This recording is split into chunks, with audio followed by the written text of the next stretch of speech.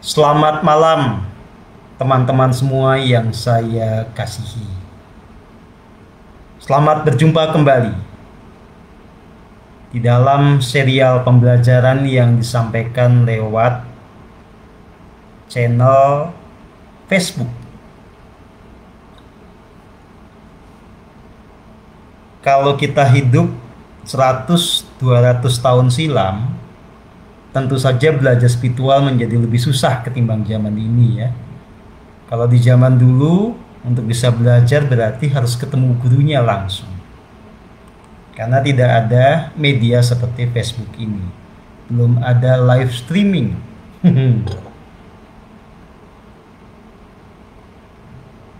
Tentu akan lebih repot kalau gurunya ternyata tinggalnya di hutan, di gunung gitu ya. Jadi para murid itu harus berjuang luar biasa untuk ketemu dengan gurunya. Nah, zaman sekarang tinggal nyiapin kuota. Anda ada di mana, saya ada di mana, ternyata kita bisa terhubung. Ya. Nah, inilah salah satu manfaat yang konstruktif dari teknologi. Ya. Baik, teman-teman semua yang saya kasihi. Kali ini kita akan membahas soal teknik meditasi.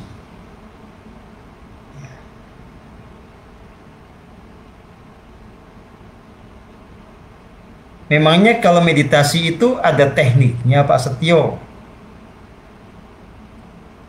Secara faktual, ya, meditasi itu kan sebuah tindakan. Tindakan dengan tujuan tertentu. Tentu saja, orang bisa punya banyak cara dalam melaksanakan tindakan itu. Ya. Jadi kalau kita bicara secara apa adanya, orang bisa memang punya beberapa teknik meditasi. Ada orang meditasi dengan berkonsentrasi atau memberi perhatian penuh kepada cakra ajnanya. Ini disebut sebagai meditasi mata ketiga. Ada lagi orang bermeditasi dengan cara mengamati pikirannya, menyadari bagaimana gerak pikiran.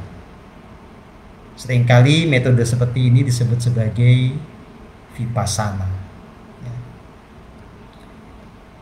Ada lagi orang bermeditasi dengan mensugestikan cinta kasih. Ada juga yang bermeditasi dengan mengatur-ngatur atau mengendalikan nafas. Misalnya meditasi dengan nafas segitiga. Tarik sekian hitungan, tahan sekian hitungan, lepaskan sekian hitungan. Ada yang bermeditasi dengan mengatur ketika menghirup udara dengan hidung tapi menghembuskannya dengan mulut. Ya. Itu fakta. Nah, kalau yang saya ajarkan, dan ini tentu juga diajarkan oleh beberapa orang lain, adalah meditasi dengan memberi perhatian penuh kepada aliran nafas yang natural. Nah, secara umum teknik ini disebut sebagai teknik penyadaran nafas. Ya. Ada lagi meditasi itu sebentuk latihan konsentrasi. Ya. Misalnya memandang lilin yang menyala. Harus fokus kepada lilin yang menyala itu tanpa boleh terputus. Jadi memang banyak teknik meditasi itu nyatanya begitu, saudara dan saudari yang saya kasihi. Ya. Nah, pertanyaan berikutnya adalah dari sekian banyak teknik itu mana yang benar? Apakah benar semua atau ada salah satu yang benar atau bagaimana? Atau ini Sebetulnya cuma soal selera, dibebaskan saja. Ya, sama aja kok. Ya kayak orang makan tuh kan, ada yang pengen gado-gado, ada yang maunya soto, maunya rawon, kan itu soal selera, bebas, yang penting kenyang. Ya. Baik, saudara dan saudari yang saya kasihi.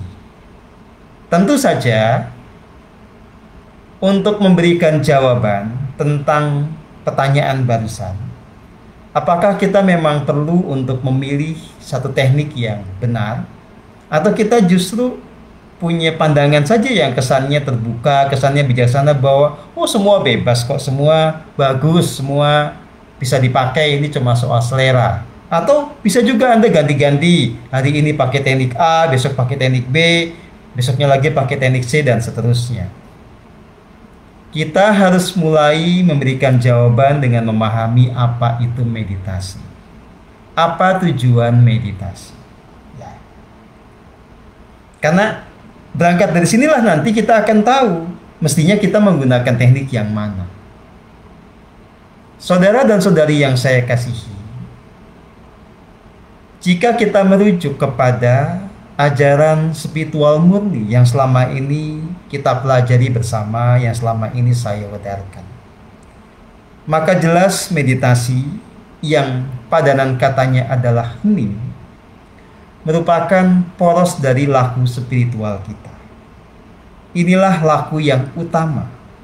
Inilah pokok dari tindakan berspiritual kita. Nah, tentu saja kita kemudian harus mengerti kenapa kita berspiritual. Kita sudah berulang kali menjawab bahwa berspiritual itu kaitannya dengan bagaimana kita memenuhi tujuan kelahiran di bumi ini. Nah, tentu pada akhirnya kita harus berangkat dari sini. Kenapa kita terlahir di bumi ini? Karena ini menjadi dasar kita kemudian memberikan jawaban kenapa kita belajar spiritual. Dan jawaban atas pertanyaan ini akan menjadi dasar untuk nanti menjawab teknik meditasi mana yang benar atau yang tepat. Saudara dan saudari yang saya kasihi, kita buat ringkas saja. Ya. Kelahiran kita di bumi ini setidaknya ada 3 skema. Yang paling umum adalah apa yang kita sebut sebagai skema reinkarnasi.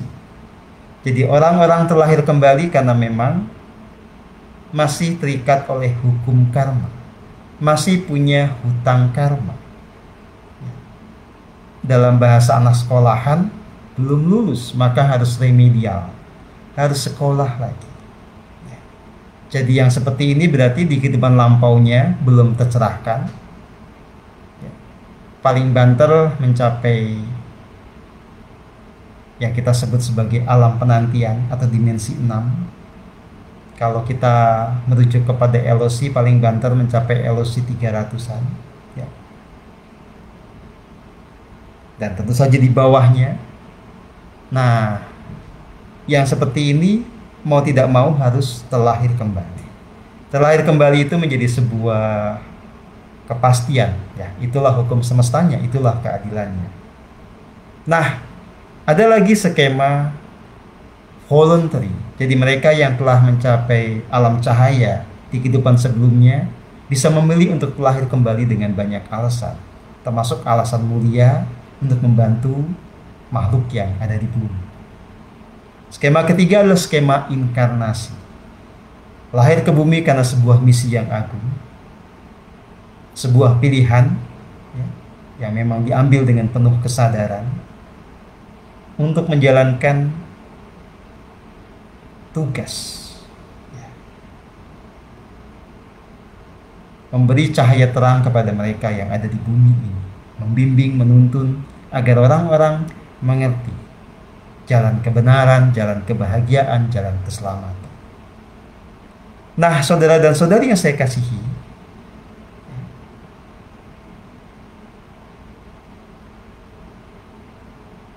Anda mau lahir ke bumi ini dengan skema yang mana? Mau reinkarnasi, mau voluntary, mau inkarnasi, punya kesamaan mendasar bahwa tetap semuanya kemudian harus bertumbuh kesadarannya. Semuanya harus kemudian mencapai tataran lebih baik dari apa yang dicapai di kehidupan sebelumnya. Jadi kelahiran kembali adalah bagian dari proses evolusi jiwa. Tentang bagaimana jiwa ini menjadi makin sempurna, jiwa ini makin murni, sehingga ketika kita menyelesaikan kehidupan di bumi ini, kita bisa mencapai keadaan yang lebih baik dari apa yang kita capai di kehidupan sebelumnya. Nah, di sini di garis bawah bahwa berarti berspiritual itu tentang bagaimana kita menyempurnakan realitas jiwa kita, menumbuhkan benih-benih keilahian yang merupakan bagian tak terpisahkan dari diri kita dan merupakan potensi kita. Dan ditarik ke bahasa lebih praktis berarti berspiritual itu tentang memurnikan jiwa, membuat jiwa menjadi lebih murni, membuat diri ini, pikirannya, perasaannya, energinya, karmanya menjadi lebih murni. Yang dengan itu semua kemudian manusia bisa mencapai kehidupan surgawi.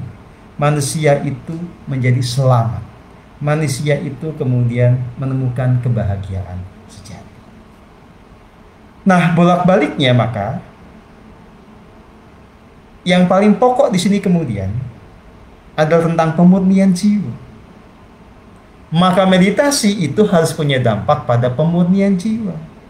Meditasi itu harus punya efek, punya akibat. Ya. Pikiran kita menjadi semakin jernih, terbebas dari segala ilusi. Ya. Emosi kita juga menjadi semakin jernih, kita bisa menyembuhkan luka batin, kita bisa menyinakan watak angkara. Karma kita juga jernih, kita menjadi makin terbebas dari segala jejak dosa.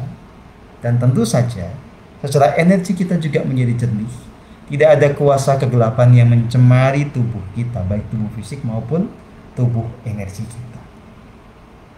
Nah, pertanyaannya adalah, model meditasi seperti apa yang bisa membawa kepada pemurnian jiwa, yang nanti berdampak kepada jiwa yang makin sempurna, yang bermuara kepada pencapaian kehidupan surgawi? Ini pertanyaan penting. Nah, tentu saja saya sudah pernah mempraktekkan berbagai metode meditasi yang ada. Ya, saya ini pembelajar, saya belajar ke sana kemari, maka saya mencoba banyak hal. Dan dari situ jadi mengerti apa efek dari masing-masing teknik yang kita praktekkan. Kalau Anda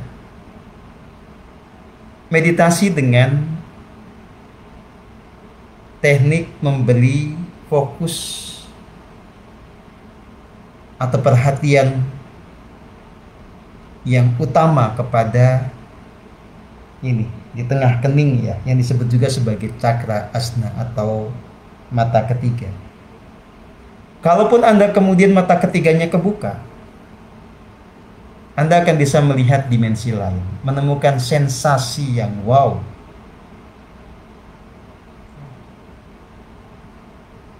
Bisa melihat hal-hal yang tidak bisa dijangkau dengan panca indera. Itu kalau mata ketiganya kebuka. Kalau nggak kebuka, ya peteng dedet aja. Nah, makanya beberapa orang kemudian, karena dia berpikir bahwa bisa melihat hal-hal yang non-indrawi itu adalah pencerahan, maka dipergunakanlah zat-zat psikedelik, ya. Kayak jamur gitu ya, yang ketika itu dikonsumsi bisa membuat kita punya pandangan yang berbeda, ya. Kita bisa melihat hal-hal yang semula tidak bisa kita lihat. Atau ya yang umum nih, tapi saya belum pernah pakai ya, cuma saya tahu aja karena ada beberapa teman yang pernah menggunakan itu dalam konteks untuk membuka cakrawala kesadarannya, namanya LSD. Ya, itu zat lah yang itu memicu munculnya dopamin dan macam-macam itu, ya. Oke. Kalaupun berhasil metode ini, ya, sekali lagi ini akan memberi kita cakrawala yang lebih luas, membuat kita bisa memandang dunia yang berbeda. Tapi tantangannya satu, apa yang kita lihat itu belum tentu realitas sesungguhnya. Karena di dunia imaterial tentu lebih mudah untuk dikamuflase. Jadi katakanlah kita misalnya melihat sosok tertentu yang kita asumsikan sebagai dewa. Apakah dewa beneran? Belum tentu. Oke. Tapi kalaupun kemudian ya kita bisa melihat yang macam-macam itu, apakah itu punya efek kepada pemurnian jiwa? Tidak sama sekali, saudara. Jadi yang bisa melihat macam-macam pun sebetulnya dalam konteks evolusi jiwa tidak banyak hal yang bisa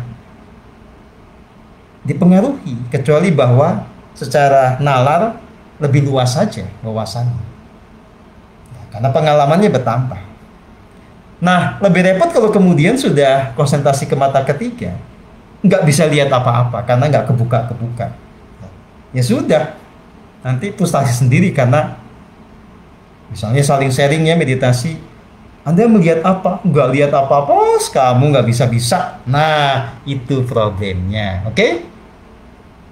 Sekarang bagaimana kalau kemudian kita menggunakan teknik mengatur-ngatur nafas? Saudara dan saudari yang saya kasihi, kalau Anda menggunakan teknik ini, bisa jadi berguna dalam konteks kesehatan ya, atau dalam konteks membangkitkan tenaga dalam,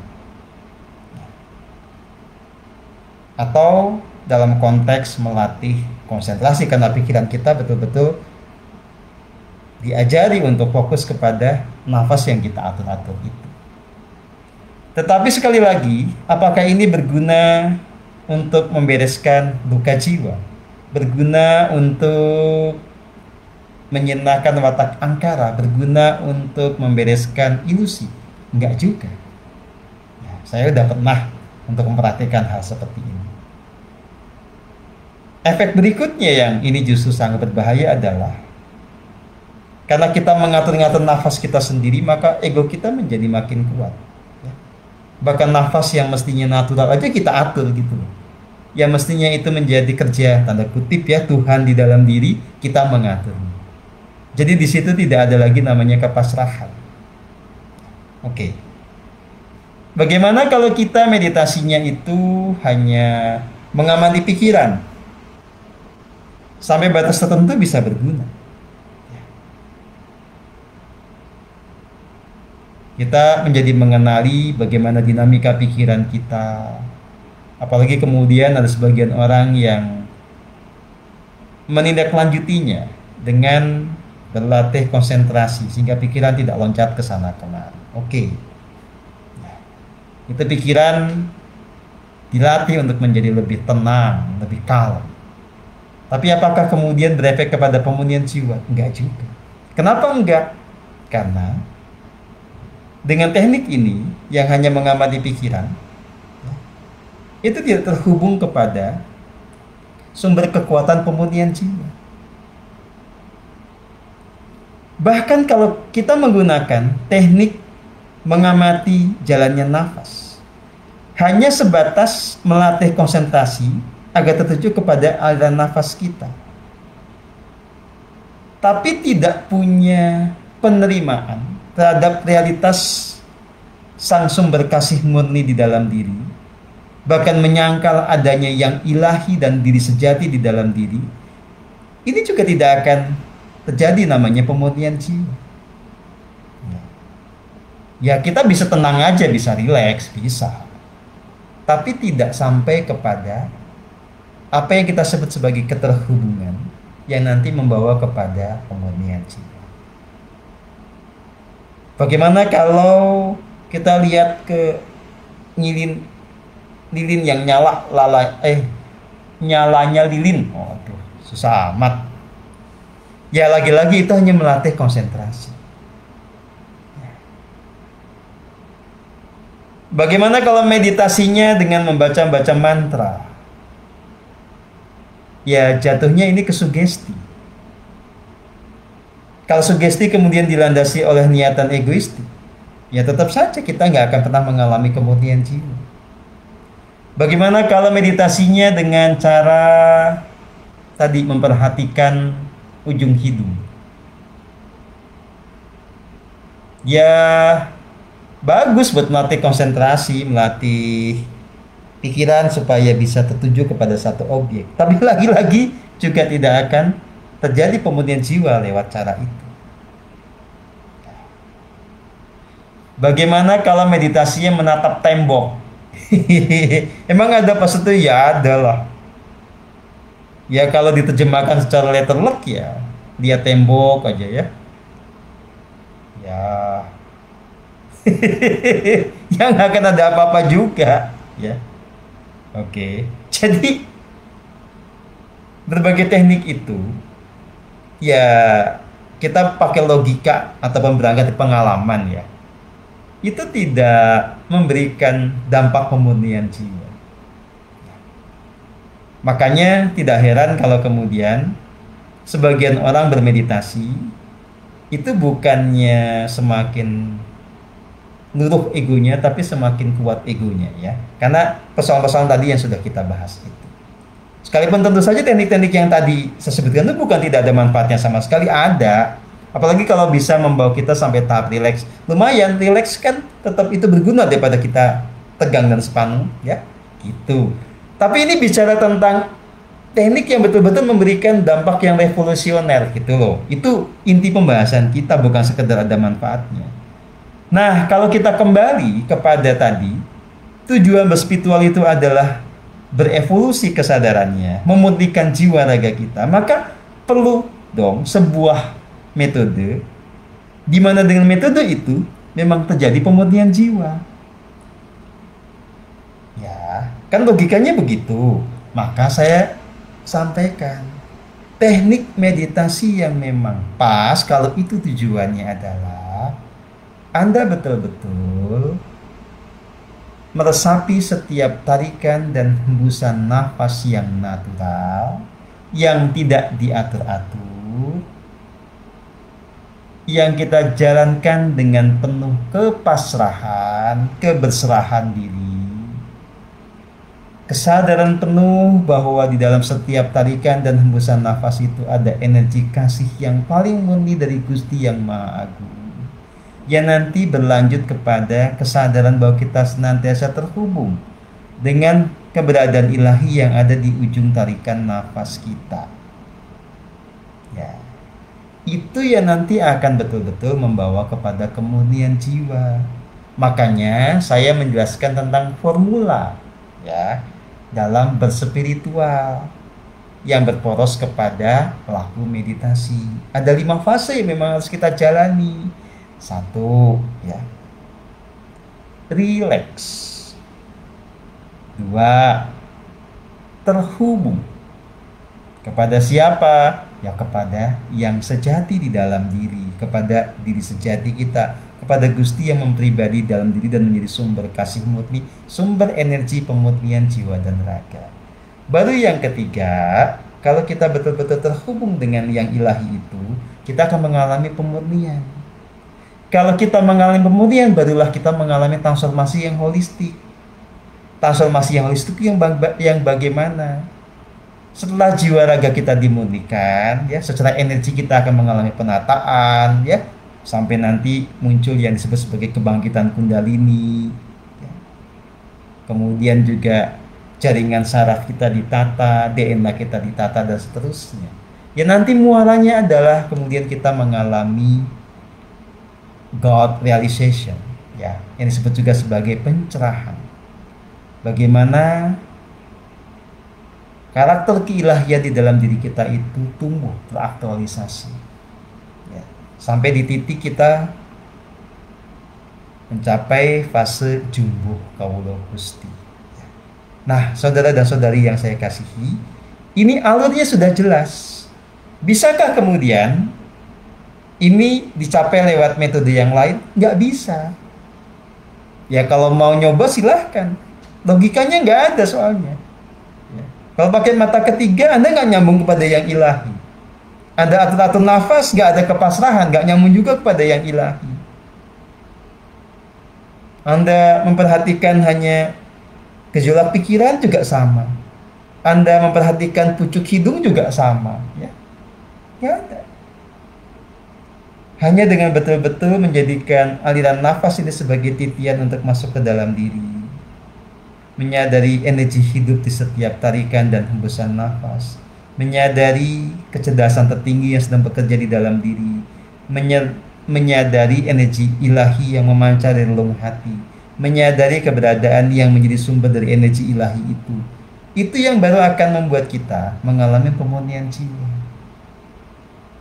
Ya. Jadi kalau Anda tanya kepada saya, dalam rangka mencapai pencerahan spiritual, teknik mana yang harus dipakai? Ya itu tadi, teknik di mana Anda betul-betul meresapi setiap tarikan dan hembusan nafas yang natural, terhubung kepada yang ilahi di dalam diri, dalam kesadaran penuh, dalam kepasrahan penuh, dan seterusnya. Itu yang selama ini saya praktekkan. Ya.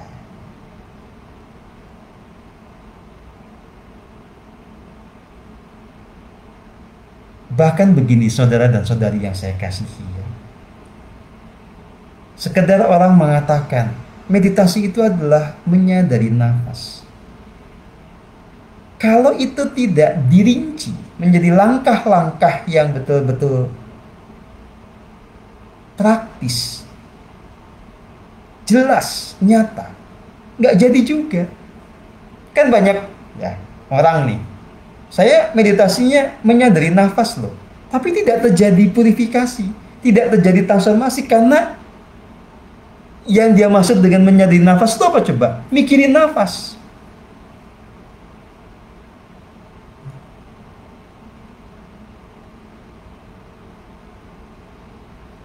Itu fakta. Maka sekali lagi, teknik ini penting. Ini bukan soal selera. Ini soal efek, soal resiko. Anda harus memilih teknik yang benar supaya Anda terhindar dari resiko salah jalan. Anda harus memilih teknik yang benar supaya Anda terhindar dari resiko tidak mengalami pemurnian jiwa. Anda harus mendapat benefit yang nyata, yaitu pemurnian jiwa yang membawa Anda bertumbuh secara kesadaran, yang membuat Anda mengalami evolusi lebih lanjut di dalam perjalanan jiwa Anda. Dan ini kan bukan metode yang juga terlalu aneh. Ini metode yang sejak zaman dahulu sudah ada dan tidak bisa diklaim punya siapa. Jadi siapapun juga yang bisa mempraktekkan ini bagus, asal benar, asal berdampak kepada pemurnian jiwanya. Maka saya akan senang-senang saja ya kalau ada orang ya, katakanlah nonton YouTube saya, kemudian dia mempraktekkan dengan benar karena dia mengerti betul apa yang saya sampaikan. Ya. Kemudian dia dengan itu mengalami pemurnian jiwa. Watak angkarannya berkurang atau bahkan bisa hilang, dosanya juga sama, luka batinnya juga sirna gitu ya. Pokoknya dia kemudian mengalami transformasi, kemudian dia mengalami pencerahan. Ya. Kalau dia mengajarkan itu pada orang lain, bagus, saya tidak akan komplain. Ini kan ilmu universal, gitu. Oke? Nah, tetapi kalau dia tekniknya aja salah, dia luka batinnya juga masih tebal, watak angkaranya juga enggak ada yang berkurang, terus sosokan ngajar, ya kan konyol. Jadi makanya kenapa saya sangat ketat dalam soal ini, tidak sembarangan memberi lisensi orang mengajar, karena saya membutuhkan keotentikan. Anda hanya boleh mengajar kalau Anda sudah membuktikan bahwa ilmu ini mengubah hidup Anda. Ya. Anda hanya boleh mengajar kalau Anda jiwanya sudah dimurnikan. Gitu. Ya, oke. Nah, jadi balik lagi. Kalau Anda mau betul-betul memenuhi tujuan kelahiran Anda untuk mencapai tingkatan kesadaran yang lebih tinggi, untuk mencapai keadaan yang lebih surgawi, untuk mencapai kondisi jiwa yang lebih murni. Tidak ada cara lain, Anda harus betul-betul menjalankan laku hening, di mana Anda meresapi setiap tarikan dan hembusan nafas, di mana Anda sadar penuh akan kasih murni di setiap tarikan dan hembusan nafas, di mana Anda sadar penuh akan keterhubungan dengan yang ilahi di relung hati Anda di ujung tarikan nafas yang natural. Itu. Dan prosedurnya itu sederhana sebetulnya. Mulailah dengan memberi perhatian penuh kepada setiap tarikan dan hembusan nafas yang natural. Jadi nafasnya tidak usah diatur-atur, biarkan apa adanya. Pikiran Anda yang dikendalikan supaya tidak melayang ke sana kemari, tidak ngayal, tidak sibuk dengan kenangan. Ya. Perhatiannya kepada momen saat ini dimanapun Anda berada. Sadari tubuh Anda, sadari nafas yang mengalir. Memberi perhatian penuh kepada nafas. Kalau kita memberi perhatian penuh pada nafas, kita akan bisa merasakan setiap tarikan dan hembusan nafas. Kita akan bisa merasakan ada udara yang mengalir. Kalau kita merasakannya dengan sepenuh hati, ya kita bisa menikmatinya. Menikmati itu disebut meresapi. Kita meresapi nafas, meresapi energi hidup, meresapi kasih murni. Nah, itu yang disebut kemudian sebagai sadar penuh. Menyadari nafas itu maksudnya itu. Termasuk kita bisa menyadari bahwa nafas itu anugerah yang nyata dari sang sumber hidup. Kita bisa menyadari bahwa sebenarnya kita tidak pernah terpisahkan dari sang sumber hidup yang meliputi segalanya. Dan ketika kita kemudian menjadikan aliran nafas sebagai titian untuk masuk ke dalam diri, kita juga bisa menjadi sadar bahwa di ujung tarikan nafas yang natural itu ada tahta Gusti. Di sini sumber kasih murni, dari situ memancar kasih yang murni. Dari situ memancar yang disebut sebagai banyu perwitosari. Gitu. Ya. Itulah yang kemudian kalau dalam bahasa Jawa disebut sebagai laku neng ning nung nang. Ya, itu teknik meditasi. Itu sebuah SOP, standar operasional prosedur dalam meditasi yang benar. Dimulai dengan heneng. Jadi badannya itu anteng, rileks. Lalu meneng pikirannya nggak loncat ke sana kemari, dibawa memberi perhatian penuh pada nafas. Lalu baru kita hening. Kita rileks, betul-betul masuk semakin dalam, menyadari nafas kita, menyadari keterhubungan dengan yang ilahi di dalam diri, di relung hati kita. Baru kemudian nanti kita bisa wening, dijernihkan. Kalau sudah weningnya sempurna, maka kita bisa menjadi dunung. Kita mapan dalam kesadaran terhubung dengan yang ilahi. Kita mapan dalam menangkap apa pesan-pesan Gusti dalam diri. Yang kalau kemudian kita setia menjalankannya, kita akan kasinungan. Dan seterusnya nanti akan mengalami yang disebut sebagai situasi wenang dan menang. Itu SOP yang sudah jelas. Ini yang saya ajarkan. Nah, makanya di episode matahari itu kita betul-betul berjuang keras membuat Anda mengerti apa yang saya maksudkan ini. Tidak cocok logi dengan yang lain-lain, yang itu hanya konsepsi Anda atau prasangka Anda.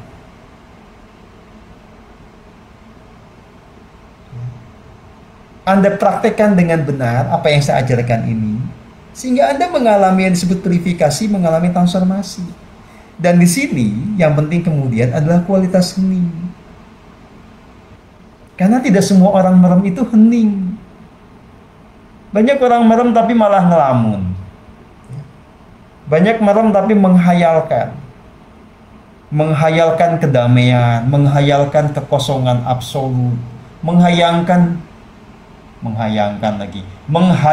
diri yang sirna. Pokoknya macam-macam hayalannya ya. Hayalan yang kemudian dikemas dengan bahasa yang indah-indah, padahal ngayal tetap.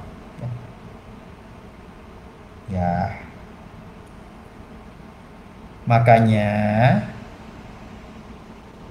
kita kasih arahan, hening yang benar bagaimana. Kita kasih evaluasi.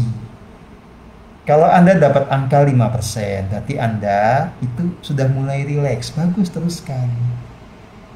Supaya rileks ini kemudian menjadi hening, ya.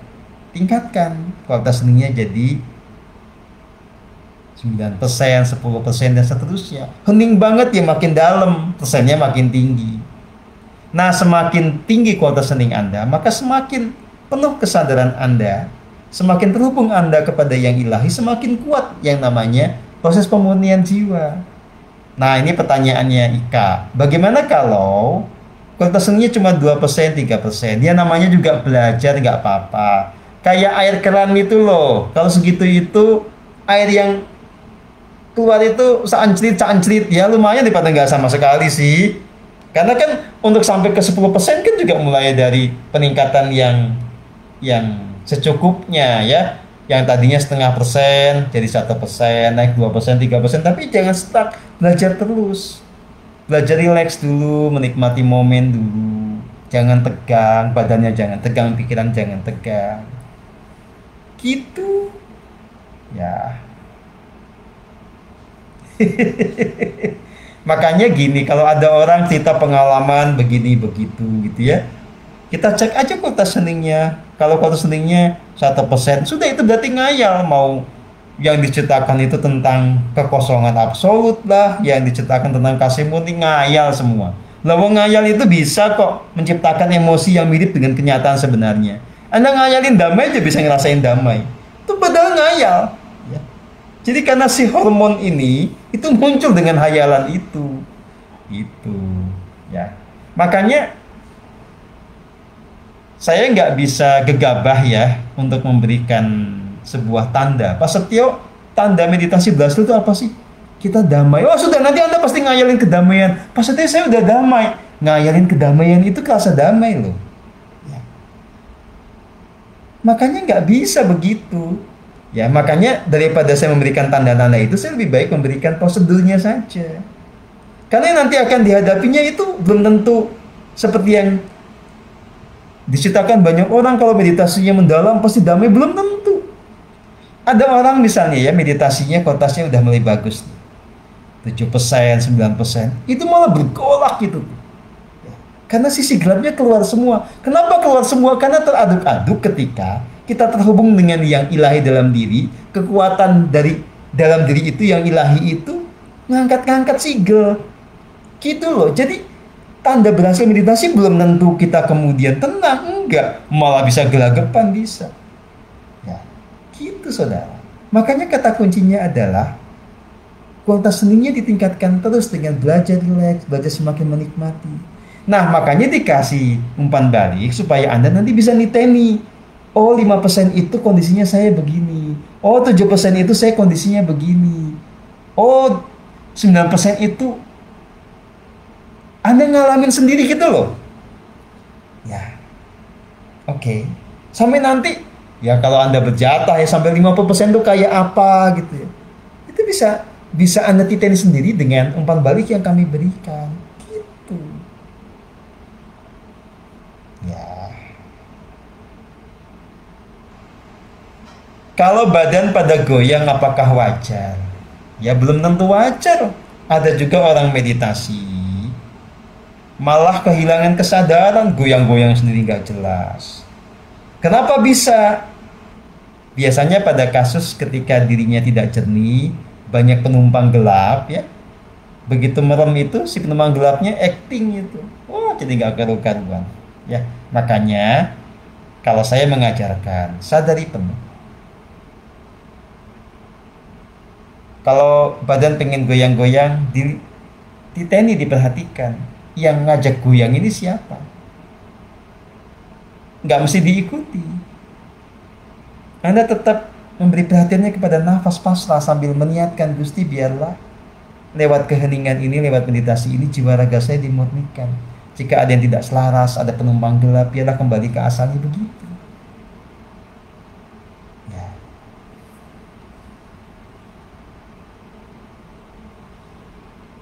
memang ini yang namanya meditasi itu. Keahliannya harus dilatih. Tanpa latihan nggak bisa, tanpa jam terbang nggak bisa. Ya. Tapi sebelum kemudian jam terbang, ya Anda harus tahu dulu teknik yang benar bagaimana. Ini ada yang tanya lagi. Meresapi nafas dengan zikir itu bagaimana? Zikir emang artinya apa? Pastikan yang Anda sebutkan, zikir itu artinya mengucapkan kalimat-kalimat tertentu. Ya, kalau bahasa Arab itu namanya kalimat thayyibah. Gini loh ya. Seringkali orang membaca mantra, membaca kalimat-kalimat yang dianggap ilahiyah itu dengan landasan egoistik ya, dengan tujuan tertentu yang egoistik. Seringkali tidak dengan kesadaran, tapi bernafsu untuk mencapai jumlah tertentu.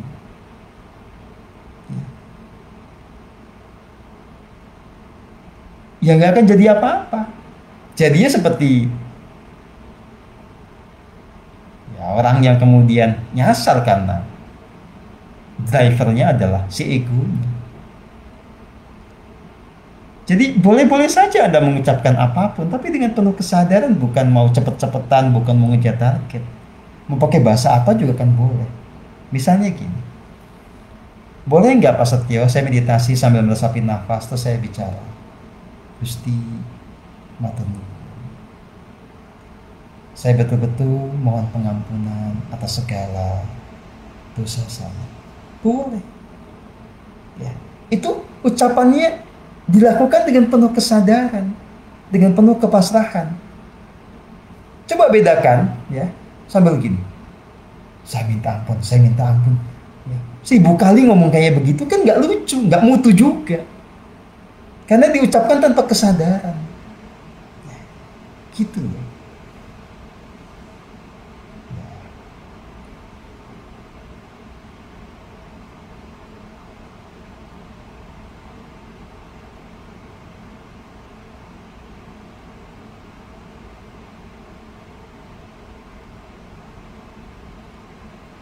Mukidi, nanya ini ada aja. Gini ya, kenangan itu tidak mesti kemudian harus dianggap buruk, apalagi harus dibuang. Bahkan kenangan pahit juga nggak usah dipaksakan dibuang, biarin aja apa adanya aja. Karena yang kemudian kita kelola itu adalah respon kita. Bagaimana emosi kita dipengaruhi oleh apa yang kita kenang. Kalau kemudian gara-gara mengenang sesuatu kita menjadi sakit gitu ya, menjadi kesel, marah, kecewa, berarti kita masih punya luka batin dan itu harus disembuhkan. Ya. Tapi kalau misalnya kita terkenang kepada sang ibu ya, kita haru sahdu atau bahkan kita bahagia, ya nggak masalah, itu normal, itu emosi yang sehat. Bukan kemelekatan dong, nyatanya sudah meninggal. Kecuali dengan meninggal itu Anda jadi menderita, itu namanya kemelekatan. Anda mendefinisikan kemelekatannya aja belum benar nih Pak Mukidi. Kurang ngopi Anda ini. Ya. Oke. Gitu, ya. Bisa dipahami apa tidak, Saudara? Maka sekarang ya Anda latihan. Nah, makanya buat Anda yang baru belajar atau sudah lama belajar tapi belum kunjung tercerahkan, jangan mengabaikan yang namanya meditasi formal. Meditasi formal itu apa? Meditasi dilakukan dengan waktu tertentu, dengan sikap tertentu yang tidak dibarengi dengan tindakan-tindakan atau pekerjaan lain. Bisa duduk, bisa berbaring, ya sudah. Fokus di situ, nggak sambil baca buku, nggak sambil masak, nggak sambil nyuci piring gitu ya. Betul-betul kita hanya menjalankan meditasi. Itu namanya meditasi formal. Dan kan sudah dikasih panduan. Ya. Anda tinggal pilih panduan yang cocok. Mana yang cocok silahkan ya. Nah, kalau Anda mendengarkan panduan, panduannya didengarkan dengan penuh kesadaran. Toh itu kan panduan untuk menuntun Anda step demi step mencapai keheningan gitu loh. Bukan panduan yang lain kan. Jadi asal Anda ikuti panduan itu, Anda pasti nanti akan sampai pada keheningan. Kan panduannya apa sih? Saya kan ngajak dalam panduan itu, silahkan badannya dibuat rileks. Sadari keberadaan badan ini atau tubuh ini sebagai kendaraan bagi sang jiwa. Lalu beri perhatian kepada nafas. Itu kata-kata sih diikuti. Bukan cuma didengar tapi nggak diikuti. Gimana? Ya. Gitu loh. Ya. Nah, di luar meditasi formal, kalau Anda sudah semakin ahli, nanti Anda bisa mempraktikkan meditasi juga dalam kondisi apapun, dimanapun, sambil ngapain. Sambil ngajar begini kita tetap hening, sambil masak ya tetap hening gitu, sehingga proses pemulihan jiwanya terjadi kapanpun, dan proses kita terproteksi karena kita sadar penuh terhubung pada Gusti juga bisa berjalan kapanpun gitu. Nah, saudara-saudari yang saya kasihi, kata kunci kenapa meditasi itu yang tekniknya tepatlah dengan menyadari nafas natural, menyadari setiap tarikan dan hembusan nafas sampai kemudian kita meniti jalan nafas untuk masuk ke dalam diri, karena memang kekuatan atau energi yang dibutuhkan untuk memulihkan jiwa itu ada di situ, di relung hati kita, bersumber kepada sang diri sejati kita. Kalau nggak mengarah ke sana, ya kita mau menggunakan apa untuk memulihkan jiwanya? Nggak bisa. Nah, ini ada kasus lagi, orang ngakunya menyadari nafas, tapi nggak tercerahkan atau badannya malah keruh ya. Saya udah niteni itu ya, beberapa orang seperti itu. Karena apa? Dia awalnya doang menikmati nafas sampai kemudian rileks ya. Begitu udah rileks, nanti mata ketiganya yang aktif, pindah channel dia ngikutin itu ya, bubar lah gitu. Nggak terjadi purifikasi karena bukannya ke sini dia malah ke sini kemana-mana ya, gitu loh ya. Saya sudah jelasin semua ya, tidak ada yang saya rahasiakan. Jadi ya silakan dipraktekkan, saudara dan saudari. Kalau Anda mempraktekkan meditasi saya ya, itu yang menjadi lokus perhatiannya itu aliran nafas. Rasakan kasih putih dalam setiap nafas. Anda mau lihat lingkaran biru ya, lingkaran birunya 1, 2, 3 nggak penting, udah lihat ya sudah, tapi balik lagi ke nafas, nggak penting amat. Emang kalau ngeliat itu gunanya apa ya? Kan tidak berguna apa-apa. Yang berguna itu kalau Anda betul-betul meresapi setiap tarikan dan hembusan nafas, menyadari keterhubungan dengan diri sejati, dan kemudian mengalami pemulihan jiwa, baru berguna. Melihat macam-macam apa gunanya? Makanya jangan bangga, Pak Setio saya meditasi bisa melihat cahaya, nggak penting. Mau cahaya ungu, cahaya hijau, cahaya pink, nggak penting. Kalaupun kelihatan, ya sudah, lihat aja nggak apa-apa. Tapi kan buat apa? Balik ke nafasnya. Ya gitu. Boleh nggak Pak Setio meditasi formalnya sambil melek? Boleh. Silahkan. Kalau dengan merem malah pikirannya jadi kemana-mana, sudah melek aja. Yang penting sambil melek nikmati nafas. Yang penting jangan sambil merem melek, susah. Saya belum pernah bisa meditasi sambil merem melek gitu ya. Susah lah ya.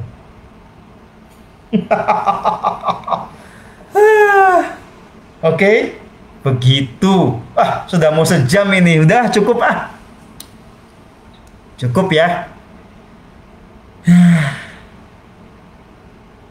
Ya. Silahkan kalau yang terlambat datang, silahkan tonton lagi. Yang belum jelas tonton lagi ya. Ini lagi nih, Mas Guru, apakah untuk mencapai kondisi theta gamma perlu waktu berjam-jam? Siapa yang ngajarin? Yang penting Anda itu tekniknya benar, relax, nikmatin nafas gitu loh. Dan gak usah punya konsep theta itu begini begitu, ribet Anda itu. Sudah diajarin nikmatin nafas, dari kasih murni gitu loh. Mau 5 menit juga kalau benar ya sudah sampai kemana-mana itu. Sampai ke level kita betul-betul hening ya, betul-betul hening itu theta, tapi bukan dihayalin. Jadi meditasi itu tentang kita menjadi sadar penuh. Sadar penuh itu kalau kita tidak berimajinasi, kita tidak bermemori, tidak menganalisa. Tapi yang betul-betul kita fungsikan dalam diri ini dan pikiran ini adalah fungsi observasi. Kita memberi perhatian penuh pada apa yang sedang kita kerjakan, menikmati, meresapi semua itu, gitu. Itu namanya hening, ya. Dan hening itu bukan kehilangan kesadaran. Kalau kehilangan kesadaran namanya kesurupan. Makanya kalau ada kemudian meditasi malah tiba-tiba kemasukan macan, ya, itu bukan meditasi, itu namanya Anda kesurupan. Sama sekali nggak keren. Oke? Selamat belajar, selamat bertumbuh. Silahkan, ya, menemukan kebenaran sejati, menemukan kebahagiaan sejati. Terima kasih. Selamat malam buat semuanya. Terima kasih. Jangan lupa daftar webinar untuk hari Kamis, ya. Jangan ditelat-telatin, ya. Boleh minta diukur kualitas hening saat ini? Tidak, enak aja. Nanti kamu minta, yang lain juga minta. Nanti aja kapan-kapan tanya ke leadernya aja kalau udah anggota PM, ya. Sampai jumpa. Terima kasih, terima kasih, terima kasih, terima kasih, ya.